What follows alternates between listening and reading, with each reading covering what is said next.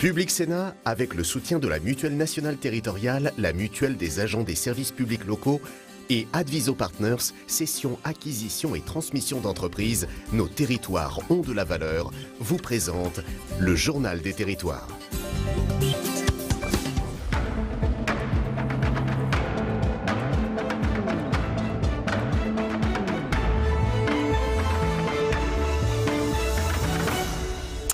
Bonjour à tous et bienvenue dans notre édition avec la presse quotidienne régionale, les Indés radios, 130 radios qui sont nos partenaires sur tout le territoire français et puis les télévisions locales de France à travers le réseau VIA et avec TV5 Monde également. Émission spéciale ce matin consacrée au bilan du grand débat. C'est Guillaume Doyen de la Gazette des Communes qui m'accompagnera en invité fil rouge de cette émission. C'est le bilan avec tous nos partenaires des télévisions locales et de la PQR. On ira à Bordeaux avec TV7, la chaîne du groupe Sud-Ouest. Bonjour Bastien Loquet. Et puis nous irons à Lille avec Wéo. Bonjour Guillaume Desplanques. Nous irons également à Metz et à Orléans. Voilà, on retrouvera plus tard dans l'émission Emmanuelle Wargon, la secrétaire d'État en charge de la transition écologique. C'est la ministre qui a été aux côtés du président de la République dans tous les débats, du grand débat, j'allais dire. Voilà, tout de suite, un acte 19 des Gilets jaunes est annoncé ce samedi à travers la France, vous le savez. Et dans ce contexte, le gouvernement a pris des mesures pour interdire des manifestations dans des lieux qui ont connu des violences et des dégradations. Les militaires de l'opération Sentinelle sont également appelés en renfort à Paris, à Toulouse et à Bordeaux. La capitale girondine où nous allons nous rendre tout de suite. On va rejoindre Bastien Loquet de la chaîne TV7, la chaîne du groupe Sud-Ouest. Mais avant, écoutez ce que pense le patron des commerçants de cette ville. Il réagit aux mesures prises par le gouvernement. Nous aurions préféré qu'on donne une interdiction de manifester dans le cœur de la ville intracourt de façon à permettre aux forces de l'ordre de disperser et d'arrêter plus facilement les fauteurs de troubles. Là, on sait quasiment que ça va être la victoire ou la gare. Voilà, c'était les deux autres points où se cristallisait la violence. Bon, bah là, je ne pense pas que ça soit une solution de faire aussi petit en termes de surface. Bonjour Bastien Loquet, TV7 en Gironde, la chaîne du groupe Sud-Ouest. La place Péberlan, la fameuse interdite de manifestation, est-ce que cela va suffire à arrêter ces manifestations annoncées pour samedi prochain, Bastien ? Bon, écoutez, pas sûr, au contraire, parce qu'il faut le savoir, justement, le quotidien Sud-Ouest fait le point sur cette question dans ses pages aujourd'hui. Et sachez que depuis le 23 novembre, l'acte 2 donc des Gilets jaunes, il y a déjà un arrêté préfectoral pris par Didier Lallement qui interdit les rassemblements dans l'hypercentre de Bordeaux. Vous voyez que ça n'a pas changé grand-chose puisque la place Péberlan est, depuis le début de ce mouvement, l'un des axes les plus sensibles en matière de maintien de l'ordre. Et justement, mais au fur et à mesure des journées et du fait que les violences se multipliaient, spécifiquement les rassemblements ont été interdits dans 16 points précis de Bordeaux, dont la place Péberlan encore et toujours donc sans changement. D'ailleurs, les syndicats estiment que le gouvernement fait avec cette annonce un effet de com, tout simplement, et que si vraiment on voulait interdire réellement la place Péberlan, il faudrait multiplier encore les hommes sur le terrain. Et quoi qu'il en soit, sachez également que depuis 2 week-ends maintenant, la place Péberlan n'est plus le point central puisque les manifestants maintenant se déplacent plutôt vers la place de la Victoire ou encore la gare Saint-Jean. Et puis, autre détail, peut-être qu'il n'en est pas un, la place Péberlan n'est plus non plus un lieu symbolique puisque Alain Juppé, vous le savez, n'est plus maire de Bordeaux. Oui, Bastien Loquet, mais la place Péberlan est toujours la place où se trouve la mairie de Bordeaux. Un mot du nouveau préfet de police de Paris, Didier Lallement, qui était jusque-là le préfet de la Gironde. Quel est son bilan selon vous ? Comment est-il perçu à Bordeaux notamment ? Écoutez, Didier Lallement aura été à Bordeaux un préfet qui aura réglé effectivement pas mal de questions, notamment la question très sensible du signal à Soulac. Mais en matière de maintien de l'ordre, vous le savez, la place Péberlan a toujours été un lieu central avec pas mal de violences, donc des difficultés quand même pour effectivement le maintien de l'ordre. Et puis sachez également qu'un député de la France Insoumise, Loïc Prudhomme, avait même lancé une pétition pour demander sa démission, pétition qui avait recueilli à peu près 20 000 signatures, puisque Louis Prudhomme, malgré le fait qu'il ait présenté, d'après ses dires, sa carte de député, avait été prise à partie par certains policiers. Donc en matière de maintien de l'ordre, Didier Lallement ne laissera certainement pas un souvenir impérissable, même si effectivement les syndicats saluent son aspect un petit peu tape dur, on va dire, entre guillemets, concernant effectivement cet aspect. Bastien Loquet en duplex et en direct de Bordeaux grâce à TV7, la chaîne du groupe Sud-Ouest. Et merci à Thierry Guimont. On vous retrouve tout à l'heure, Bastien Loquet, pour co-interviewer avec nous Emmanuelle Vargon, la secrétaire d'État à la transition écologique, qui sera présente sur ce plateau. Vous serez également en duplex et en direct de Bordeaux. Guillaume Doyen, ces mesures prises en début de semaine, est-ce qu'elles seront suffisantes pour arrêter les violences? Est-ce que les élus, vous êtes un spécialiste des élus, vous dirigez les rédactions de la Gazette des communes, les prennent bien, ces mesures? Alors oui, ils les prennent plutôt bien. Si vous parlez des élus, des maires des grandes villes de province qui sont soumis à une pression constante, oui, ils demandent, parce qu'ils ont eu beaucoup de cas, ça leur a coûté cher, et ils ne sont pas chargés de la sécurité, ces élus, mais c'est vers eux, évidemment, que se tourne la population les lendemains de manifestations, quand on constate tous les dégâts qui ont été commis, les incendies volontaires, etc., les commerces fermés, les pertes de chiffre d'affaires et tout ça. Donc ils demandent plus de sécurité, plus de contrôle de ces manifestations. Est-ce que c'est suffisant? Si on parle de samedi qui arrive, là, on est dans un samedi qui va être spécialement tendu, puisque le gouvernement a quand même bien posé le cadre. C'est-à-dire, le gouvernement joue les tapes dures maintenant. On va y aller. Comment ça va réagir en face? Je pense qu'on est rentré dans un engrenage assez clair. Avec l'opération Sentinelle en plus. Voilà, l'opération Sentinelle. En plus, les déclarations d'hier qui ne sont pas tout à fait claires, qui ont été prises comme un déploiement de l'armée face à des gilets jaunes. Avec la controverse hier au soir, oui, c'est pas ça lors du débat télévisé. En plus, entre François Bayrou et Jean-Luc Mélenchon. Entre ces deux-là, c'est monté. Peut-on utiliser l'armée pour faire du maintien de l'ordre? Mais simplement, il n'est pas du tout question d'utiliser de l'armée pour faire du maintien de l'ordre. C'est totalement faux. Mais le gouvernement était soit provocateur, soit maladroit. Il va utiliser l'armée pour surveiller des points statiques, ce qui libérera des policiers pour faire du maintien de l'ordre, ce qui est quand même pas la même chose. On reste la question de savoir si vers ces points statiques approche des gilets jaunes. C'était de la politique hier soir dans le débat télévisé, c'était de la pure politique, c'était entre François Bayrou et Jean-Luc Mélenchon sur le rôle de l'armée au fond dans ces manifestations. Il y avait un assaut de mauvaise foi quand même dans cette affaire. D'une part, que l'armée soit utilisée à des tâches de police. C'est vieux comme l'opération Vigipirate et Sentinelle. Elle est déjà déployée en France depuis longtemps. Vous savez, il y a des étrangers que ça choque déjà de voir des soldats patrouiller en France, à Paris. Ça les étonne. Qu'est-ce que c'est que l'armée qui se déploie dans Paris? Donc déjà, le sujet, il est déjà sur la table, si vous voulez. Guillaume Doyen, vous restez avec moi, bien sûr. Vous êtes l'invité fil rouge tout au long de ces duplex en direct des territoires et des régions. En conclusion de ce grand débat, on peut dire, même si les débats régionaux ne font que commencer, j'allais dire. On va donc aller maintenant, si vous le voulez bien, à l'heure de la conférence régionale. Samia Déchir de Public Sénat était à Orléans pour suivre cette conférence. On va regarder son reportage, puis on va parler avec vous juste après de cette nouvelle étape qui démarre. Guillaume Doyen, Samia Déchir. Ils ne se sont jamais rencontrés, mais tous ont accepté de passer 2 jours à débattre ensemble. Bonjour. Il paraît qu'il faut prendre un badge. Alors, dites-moi votre prénom, c'est Fabienne. La conférence régionale d'Orléans a rassemblé 73 personnes, toutes tirées au sort sur les listes téléphoniques. Il n'y a pas d'étiquette, il n'y a pas de passe-droit, voilà. Non, je trouve que c'est très bien. Puis du coup, ça cible toutes les catégories de personnes, donc c'est très bien. Fabienne, 60 ans, naturopathe, rejoint les 5 autres participants de son groupe.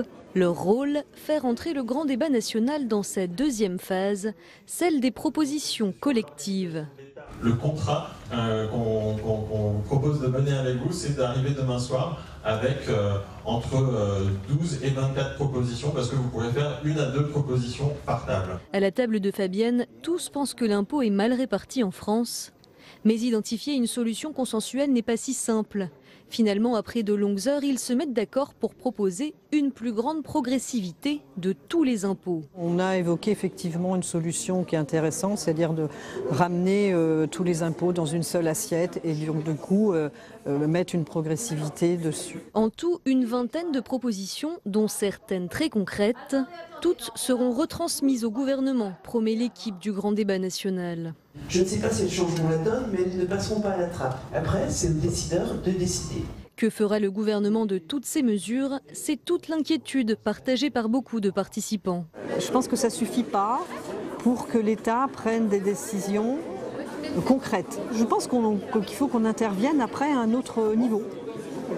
Ce genre de rassemblement citoyen doit se refaire, mais après peut-être avec des députés, avec... voilà. Mais pour l'instant, aucune rencontre entre élus et citoyens n'est prévue dans le cadre du grand débat national. Voilà, la conférence régionale à Orléans. Est-ce que ça marche ou ça va marcher ou pas, cette affaire de Vous posez la question régional. avec un air dubitatif. Non, quand parce qu'on peut se poser la question, est-ce qu'on ne va pas continuellement débattre ? Non, d'abord, qui voit clair dans l'organisation de ce grand débat parmi les citoyens ? C'est évidemment pas clair, si vous voulez. Il y a eu le président de la République qui s'est rendu sur le terrain, il y a eu des élus qui ont organisé ou qui ont laissé organiser des débats, qui ont un peu aidé, et puis maintenant, c'est des citoyens entre eux. Si vous voulez, la procédure... Ça doit être organisé dans les mairies en plus, logiquement ça. Est-ce que les élus que vous connaissez bien vont tous jouer le jeu ? Ils vont le faire si on leur demande. Si on leur demande, ils montreront une salle à disposition. Évidemment, la plupart ce sont des bons républicains, sérieux. Quand l'État demande quelque chose, ils ne s'opposent pas. Surtout si dans un esprit... À portée d'engueulade, comme dit Gérard Larcher. Voilà. Ce sont des gens raisonnables, si vous voulez. Ils sont eux-mêmes élus du peuple. Donc ils jouent plutôt la carte de la pacification, du débat, etc. C'est sûr, qui s'en mêle plus ou moins, c'est chacun. Mais si vous voulez, la mise à disposition de moyens matériels, elle est là quand même. C'est rare qu'ils s'y opposent. Maintenant, concrètement, est-ce que ça marche ? C'est-à-dire que est-ce que le grand public comprend ce qui est en train de se jouer et comment ça fonctionne ? Je ne crois pas, finalement. Même les propositions qui vont ressortir, est-ce que ces gens qu'on a vus se réunir là, qui sont certainement des bons citoyens, très sérieux, ils sont représentatifs des Français ? Moi, je n'en sais rien. Est-ce que les doléances seront les mêmes que lors du grand débat national ? On peut se poser la question. Et comment on va exprimer ces doléances en dehors du débat ? On va refaire des cahiers de doléances ? Comment ça peut aboutir à ce que ça ait l'air très concret au fond ? Ça va remonter à Paris avec des propositions qui vont être triées par qui, comment, on ne sait pas. Donc, les propositions qui sont formulées elles-mêmes sont par un type de citoyen qui ne représente peut-être pas tous les citoyens. On les a vus là tout de suite, aussi sérieux soit-il. Vous voulez dire des citoyens très engagés ? Dans la ville municipale, par exemple ? Oui, plus diplômés, plus âgés aussi. Donc, on a un type particulier de citoyen. Donc, la représentativité des gens qui vont s'exprimer, elle est déjà, peut déjà être remise en cause. Et ensuite, tout va remonter. Et comment on fait le tri ? Comment on décide que ça, c'est bien, ça, c'est pas bien ? Parce que la proposition, elle est plus longue. Ça, c'est jouable, ça, c'est pas jouable, etc. Évidemment, ça va être contesté. Pendant que vous parliez, on a vu la une de la Gazette des Communes, dont vous dirigez la rédaction, avec cette problématique de l'eau que vous évoquez ce mois-ci. On en parlera d'ailleurs tout à l'heure avec Emmanuel Vargon, la secrétaire d'État à la transition écologique, qui a accompagné le président de la République dans tous les grands débats, avec Sébastien Lecornu. Donc on est content, on l'aura ce matin sur ce plateau en direct pour en discuter avec elle. Voilà, on va continuer, si vous le voulez bien, Guillaume, on revient à vous tout à l'heure. Ce Tour de France, du bilan de ces débats, on va partir dans le Nord, à Lille précisément. Nous rejoignons en direct Guillaume Desplanques, la chaîne WEO, la chaîne du groupe de La Voix du Nord. Bonjour Guillaume. Quel bilan pouvez-vous faire dans votre région de ce grand débat qui s'achève ? Écoutez Cyril, c'est très clair. Après la méfiance, puis la curiosité, vint le sentiment de dire ce que les uns les autres avaient sur la conscience et même sur le cœur. Alors sachez que depuis le 15 janvier, plus de 400 sessions de débat ont été organisées dans le Nord-Pas-de-Calais.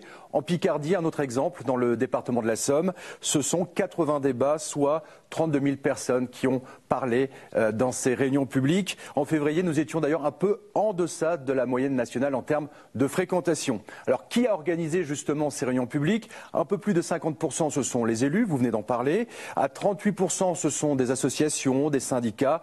Et les 10% restants, ce sont des particuliers. Alors, qui a participé, Cyril, à ces réunions publiques ? Alors certains regrettent déjà une certaine homogénéité, beaucoup de retraités ou des actifs de plus de 40 ans, surtout une population masculine, donc des gens qui sont déjà bien insérés dans la vie active. Une autre question importante, alors qui sont les grands absents de ce grand débat national, de ces réunions publiques ? Les Gilets jaunes, pas tout à fait, certains sont venus. Les quartiers populaires, ça c'est sûr, mais pas seulement. D'ailleurs, je propose d'écouter Jacques Vernier, c'est l'ancien maire de Douai dans le Nord. Il a été nommé par le préfet coordonnateur départemental pour ce grand débat national et il a assisté pendant 2 mois à de nombreuses réunions publiques. Écoutez-le. On a dit que, et c'est vrai qu'il y avait malheureusement peu de jeunes, Alors peut-être que comme on parlait beaucoup de problèmes économiques, de salaire, de retraite, pour les jeunes, la retraite c'est vraiment quelque chose qui est très très très loin. Alors Jean, vous le disiez, vous parlez de retraite, on nous a dit beaucoup de retraités ou de personnes de plus de 40 ans, dans la vie active plutôt d'ailleurs. L'assistante, c'était soit des salariés, mais des salariés relativement avancés en âge, ou carrément des retraités. Et beaucoup de personnes qui étaient dans, comment dirais-je, dans les classes moyennes, on va dire, voilà. Guillaume Desplanques en direct de Lille pour WEO TV.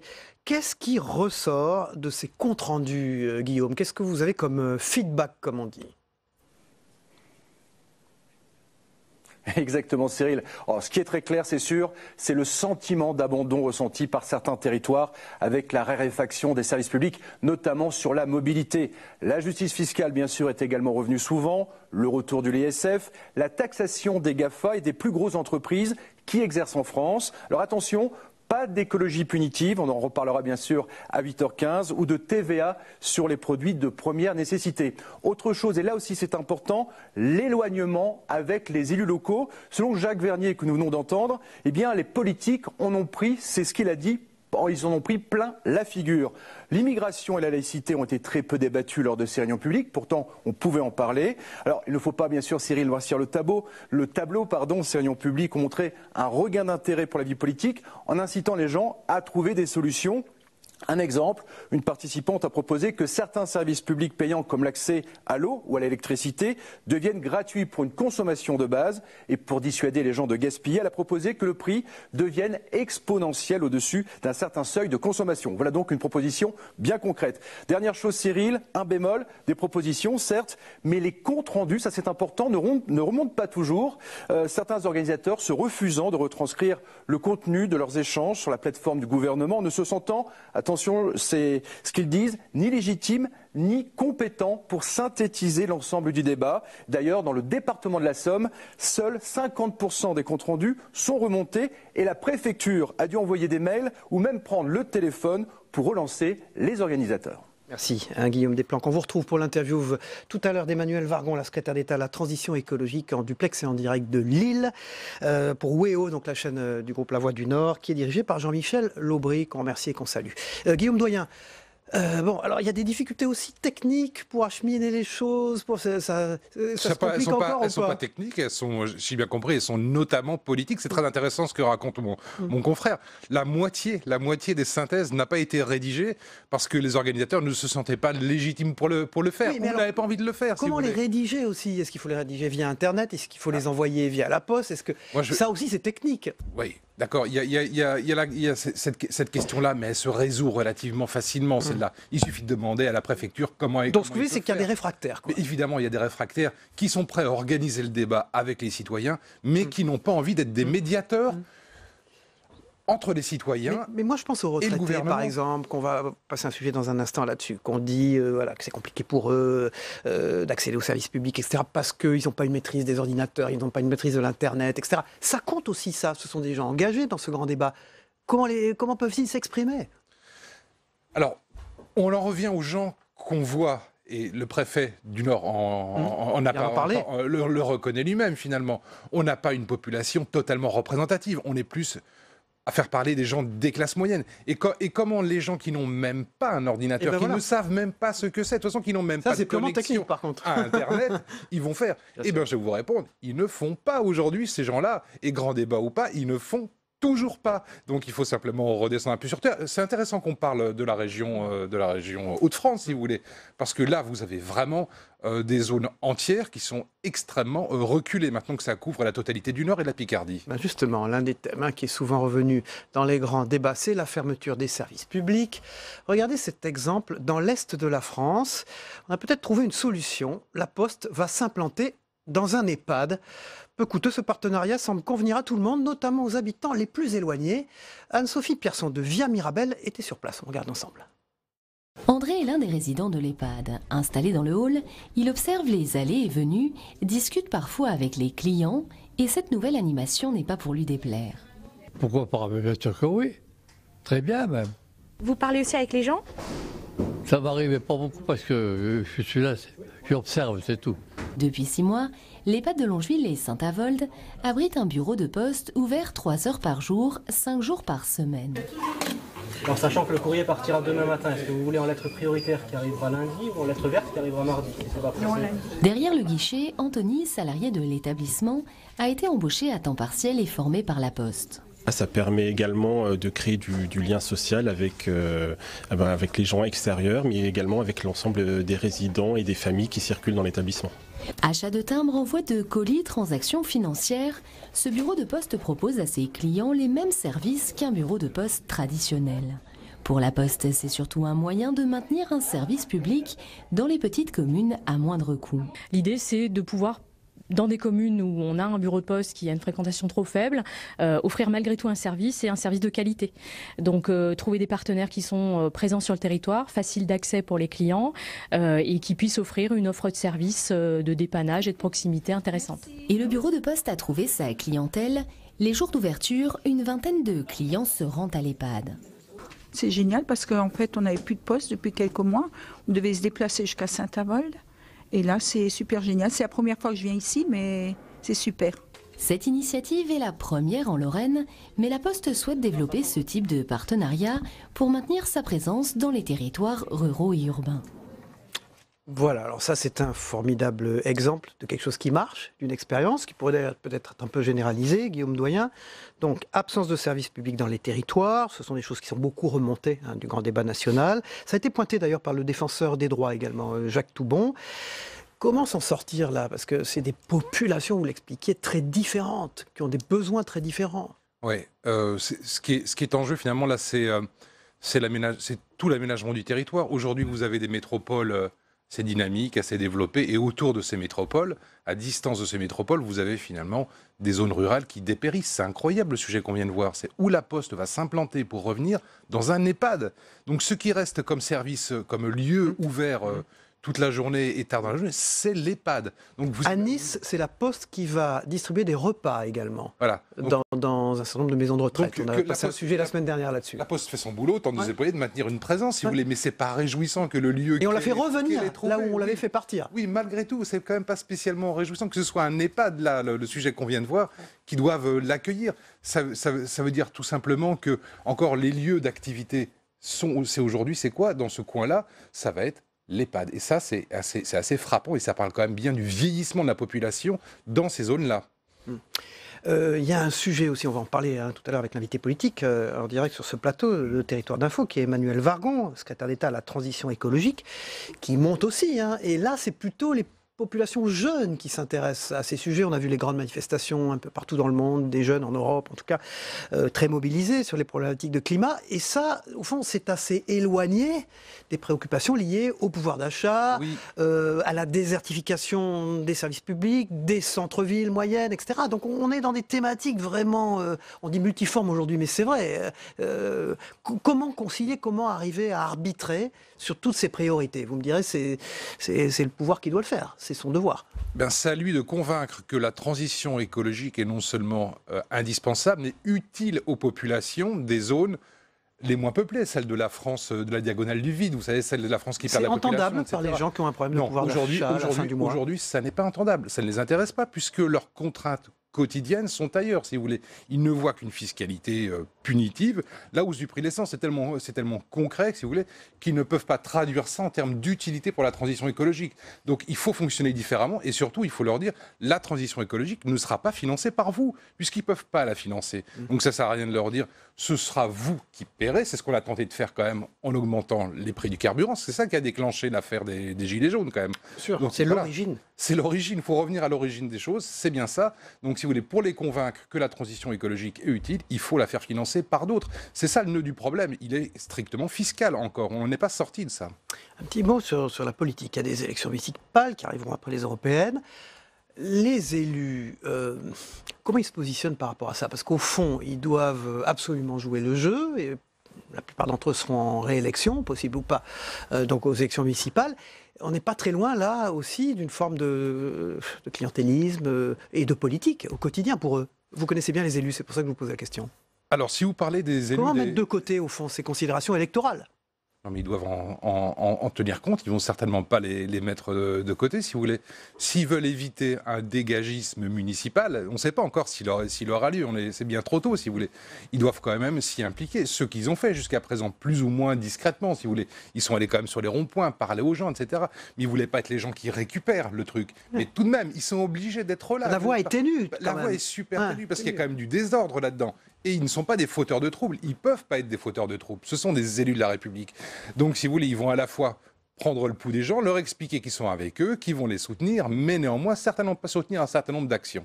Vous allez suivre ça, j'imagine, dans la Gazette des communes, des départements et des régions au quotidien, grâce à votre site internet aussi, que je, évidemment, recommande aux téléspectateurs. Merci Guillaume Doyen. Vous dirigez la rédaction de ce titre. On a vu tout à l'heure la une, on la voit, l'eau, SOS, territoire à sec. On en a parlé hier, ça fera partie sur des questions qu'on posera à Emmanuelle Vargon, la secrétaire d'État à la transition écologique, qui est notre invité politique dans quelques minutes sur le plateau de Territoire d'Info en direct. Tout de suite, on va regarder la météo des territoires de Gilles Mourou, le temps qu'il fait en France, mais aussi dans les départements français d'outre-mer. A tout de suite. La météo vous est présentée par l'Assemblée des départements de France.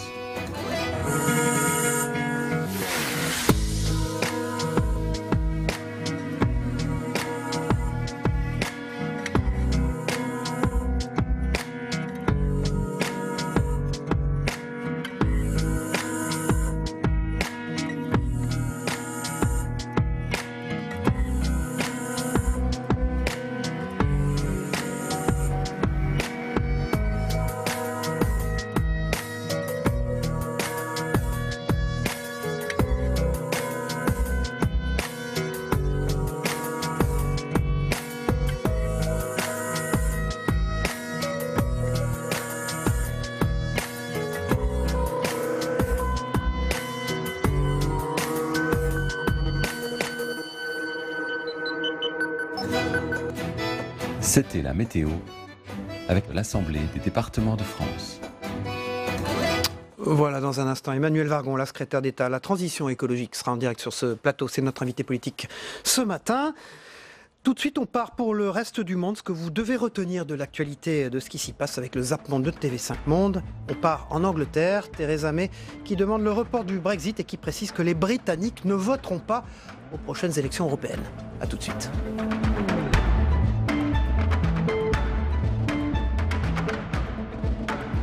Public Sénat, avec le soutien de la Mutuelle nationale territoriale, la Mutuelle des agents des services publics locaux et Adviso Partners, cession, acquisition et transmission d'entreprises, nos territoires ont de la valeur, vous ont présenté le Journal des territoires.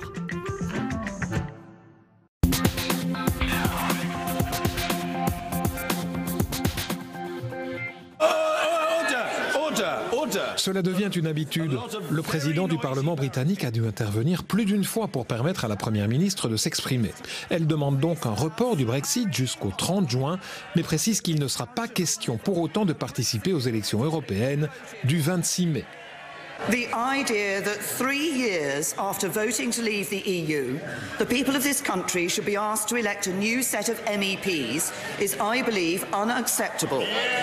As Prime Minister, I am not prepared to delay Brexit any further than the 30th of June. Il y a un échange de maillots de foot pour la photo souvenir et beaucoup d'autocongratulations avant que Donald Trump ne s'emballe. Comme je l'ai dit au président Bolsonaro, j'ai aussi l'intention d'accorder au Brésil le statut d'allié majeur non membre de l'OTAN ou même, possiblement, qu'il devienne allié membre de l'OTAN. Je dois parler à beaucoup de gens, mais peut-être devenir membre de l'OTAN améliorerait beaucoup la sécurité et la coopération entre nos pays. Problème, le traité de l'Atlantique Nord n'autorise que l'adhésion de membres européens. Les juges du tribunal international le condamnent à l'emprisonnement à vie. Le jugement est final. Le tribunal retient l'extrême gravité de la responsabilité de Radovan Karadzic pour ses épouses, mères, sœurs qui assistent en direct à la retransmission de l'audience au mémorial de Srebrenica. Une joie indicible accompagne la lecture du verdict. Srebrenica, emblème de la purification ethnique. C'est ici, en juillet 1995, que les forces serbes ont tué plus de 8000 hommes et adolescents musulmans, sélectionnés selon leur appartenance ethnique. Après la chute des talibans, j'étais encore élève à l'école. Nous avons acheté la télé et j'ai vu la première fois la France à la télé. Et surtout, c'était le cyclisme. Les élèves sont étudiants, employés de banque ou encore soldats. Pour eux, le français est un sésame pour obtenir des bourses à l'étranger ou des postes prestigieux. Je suis amour de Paris. J'ai vu la Tour Eiffel en télévision. J'adore.